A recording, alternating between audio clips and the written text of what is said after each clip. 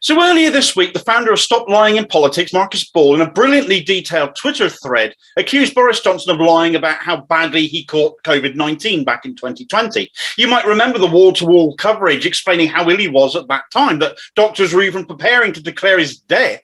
And this garnered Johnson a lot of sympathy at the time. There was a sense to some degree of public opinion being with him, even though his handling of the pandemic up until that point had been one of doing essentially too little too late. But Ball has put together an expose that Johnson lied about even this. And I think at this point in time, there are a few people who wouldn't believe Johnson capable about lying about his own health to give himself some sort of political advantage. And Ball isn't some random Twitter user either. That's a point that's worth making because no mainstream media outlet has covered this story at all. They've all ignored it. But in 2019, Ball took Johnson to court, accusing him of lying whilst in public office over claims he made during the Brexit campaign. He attempted to prove lying in public office must have legal consequences. It was a case Ball ultimately lost because it couldn't be proven Johnson was acting in a professional capacity over his claims. But we all remember the stories on the sides of the buses, of the bendy bananas and the rest, and you can't help but feel Ball might have been robbed there.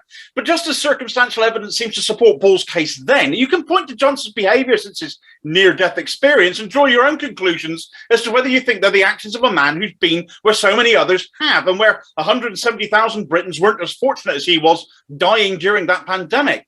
Now, I would urge people to read Ball's thread. Watch the videos he's put up in it. It's far too much and too thorough for me to cover here in its entirety. But think about it. Did Johnson's brush with death change his approach to dealing with the pandemic afterwards? Did people not continue to die whilst he continued to act too late? Was he not still prioritising the economy over lives? Was he not still procuring substandard PPE through cronyism? It was well after this that he said it was only the over 80s that had died and they should think of the economy. Put that comment in perspective of his own alleged experience. He also said that the bodies pile high in their thousands. Now, is that really the response from someone who almost died himself?